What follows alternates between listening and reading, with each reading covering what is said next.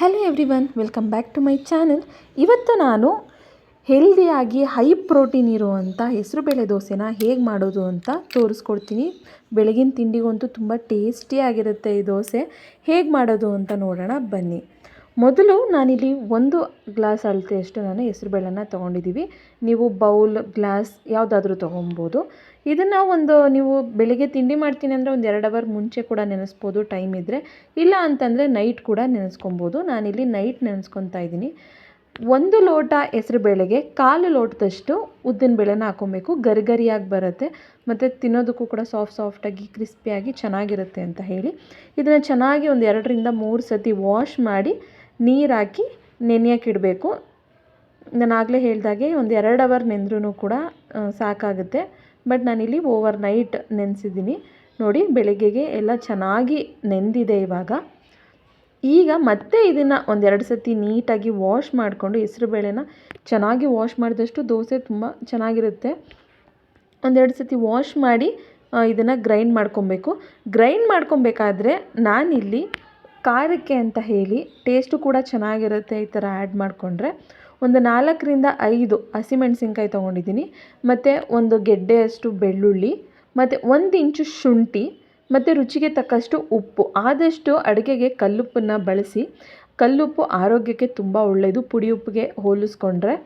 ಆದ್ದರಿಂದ ನಾನಿಲ್ಲೇ ಕಲ್ಲುಪ್ಪನ್ನು ಕೂಡ ಹಾಕ್ಕೊಂಡು ಗ್ರೈಂಡ್ ಮಾಡ್ಕೊತಾ ಇದ್ದೀನಿ. ನೋಡಿ, ಈಗ ಸ್ಮೂತಾಗಿ ಈ ಬ್ಯಾಟರ್ನ ಗ್ರೈಂಡ್ ಮಾಡ್ಕೊಬೇಕು. ದೋಸೆ ಹಿಟ್ಟು ಹೇಗೆ ಗ್ರೈಂಡ್ ಮಾಡ್ಕೊತೀವಿ ಅದೇ ಕನ್ಸಿಸ್ಟೆನ್ಸಿಲಿ ಗ್ರೈಂಡ್ ಮಾಡಿಕೊಂಡು ಇದಕ್ಕೆ ನಾನಿಲ್ಲಿ ಈರುಳ್ಳಿ, ಕ್ಯಾರೆಟು, ಕೊತ್ತಂಬರಿ ಸೊಪ್ಪು, ಸಬ್ಬಸಿಗೆ ಸೊಪ್ಪು, ಸ್ವಲ್ಪ ಕರ್ಬೇವಿನ ಸೊಪ್ಪು ಎಲ್ಲನೂ ಹಾಕ್ಕೊಂಡಿದ್ದೀನಿ. ನಿಮಗೆ ಬೇಕು ಅಂತಂದರೆ ಹಾಕೊಬೋದು, ಇಲ್ಲಾಂದರೆ ಹಾಗೂ ಕೂಡ ಮಾಡ್ಬೋದು. ಬಟ್ ಈ ಥರ ಎಲ್ಲ ಹಾಕ್ಕೊಂಡ್ರೆ ನಿಮಗೆ ಬೆಳಗಿನ ತಿಂಡಿ ಹೈ ಪ್ರೋಟೀನ್ ಟಿಫನ್ ಅಂತಲೇ ಹೇಳ್ಬೋದು. ಟೇಸ್ಟ್ ವೈಸು ಕೂಡ ಚೆನ್ನಾಗಿರುತ್ತೆ. ಮತ್ತು ಈ ಥರ ಎಲ್ಲ ಮಾಡಿಕೊಟ್ರೆ ಮಕ್ಳಿಗೂ ಕೂಡ ಈ ಥರ ಕ್ಯಾರೆಟು, ಸೊಪ್ಪು ಎಲ್ಲನೂ ಕೂಡ ತಿಂತಾರೆ. ಇಲ್ಲಾಂದರೆ ಮಕ್ಳಿಗೆ ಈ ಥರ ಕ್ಯಾರೆಟು, ಸೊಪ್ಪೆಲ್ಲ ತಿನ್ನಿಸೋದು ಸ್ವಲ್ಪ ತಲೆನೋವು ಅಂತಲೇ ಅನ್ಬೋದು ಈಗಿನ ಮಕ್ಳುಗಳಿಗಂತೂ. ಆದ್ದರಿಂದ ಇದನ್ನೆಲ್ಲ ಹಾಕಿ ಚೆನ್ನಾಗಿ ಮಿಕ್ಸ್ ಮಾಡಿ 10 ನಿಮಿಷ ಹಾಗೆ ಇಡಿ. ಯಾವುದೇ ಥರದ ಸೋಡಾ, ಈನೋ ಏನನ್ನೂ ಕೂಡ ಹಾಕೋದು ಬೇಡ. ಏಕೆಂದರೆ ನಾವು ಉದ್ದಿನಬೇಳೆ ಹಾಕಿರೋದ್ರಿಂದ 1-2-3 ಸ್ಪೂನಷ್ಟು ದೋಸೆ ತುಂಬ ಗರಿಯಾಗಿ ನಿಮಗೆ ಮತ್ತು ತುಂಬ ಸಾಫ್ಟಾಗಿ ಹೇಗೆ ಬೇಕೋ ಹಾಗೆ ಮಾಡ್ಕೊಬೋದು. ಈಗ ಇಲ್ಲಿ ದೋಸೆ ತವಾನ ಕಾಯಕ್ಕೆ ಇಟ್ಕೊಂಡಿದ್ದೀನಿ. ನಾನಿಲ್ಲಿ ಕ್ಯಾಸ್ಟ್ ಐರನ್ನ ಯೂಸ್ ಮಾಡ್ತಿದ್ದೀನಿ.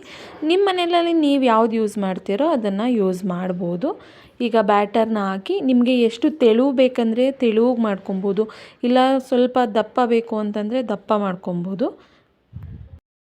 ಮೇಲೆ ಬೆಣ್ಣೆ ಅಥವಾ ತುಪ್ಪ ನಿಮ್ಮ ಇಷ್ಟಕ್ಕೆ ಏನು ಬರುತ್ತೋ, ಎಣ್ಣೆ, ಬೆಣ್ಣೆ, ತುಪ್ಪ ಏನಾದರೂ ಹಾಕೊಬೋದು. ನಾನಿಲ್ಲಿ ಬೆಣ್ಣೆನ ಹಾಕ್ತಾಯಿದ್ದೀನಿ. ಬೆಣ್ಣೆ ಹಾಕಿ ಲಿಡ್ನ ಕ್ಲೋಸ್ ಮಾಡಿ ಬೇಯಿಸಿದ್ರೆ ಗರಿಗರಿಯಾದ ಹೆಸರುಬೇಳೆ ದೋಸೆ ರೆಡಿಯಾಗುತ್ತೆ. ನೋಡ್ತಾ ಇರ್ಬೋದು ಎಷ್ಟು ಚೆನ್ನಾಗಿ ಬೆಂದಿದೆ ಅಂತ ಹೇಳಿ. ಆದಷ್ಟು ಮೀಡಿಯಮ್ ಫ್ಲೇಮ್ನಲ್ಲಿ ಕ್ಯಾಸ್ಟ್ ಐರನ್ ತವ ಯೂಸ್ ಮಾಡೋರು ತವ ಕಾಯೋ ತನಕ ಹೈ ಫ್ಲೇಮಲ್ಲಿಟ್ಟು ತವ 1 ಸತಿ ಕಾದಿದೆ ಅಂದಮೇಲೆ ಅದನ್ನು ಮೀಡಿಯಮ್ ಫ್ಲೇಮ್ನಲ್ಲಿಟ್ಟು ದೋಸೆ ಮಾಡೋದ್ರಿಂದ ನಿಮಗೆ ದೋಸೆ ಪರ್ಫೆಕ್ಟ್ ಬರುತ್ತೆ. ನಂಗೆ ಯಾರೋ ಕಮೆಂಟ್ ಹಾಕಿದ್ರು ದೋಸೆ ಎದ್ದೇಳೋದಿಲ್ಲ, ತೆಳು ಬರೋದಿಲ್ಲ ಅಂತ ಹೇಳಿ.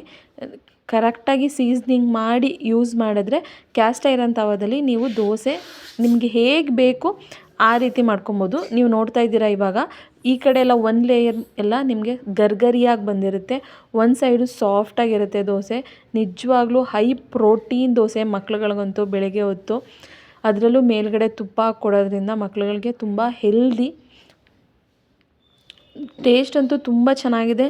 ಈ ವಿಡಿಯೋ ಇಷ್ಟ ಆಗಿದರೆ ನಿಮ್ಮನೆಯಲ್ಲೂ ಕೂಡ ಒಂದು ಸತಿ ಟ್ರೈ ಮಾಡಿ. ಹೇಗಿತ್ತು ಅಂತಲೂ ಕೂಡ ನನಗೆ ಕಮೆಂಟ್ ಮಾಡೋದನ್ನು ಮಾತ್ರ ಮರಿಬೇಡಿ ಅಂತ ಹೇಳ್ತಾ ಥ್ಯಾಂಕ್ ಯು ಫಾರ್ ವಾಚಿಂಗ್.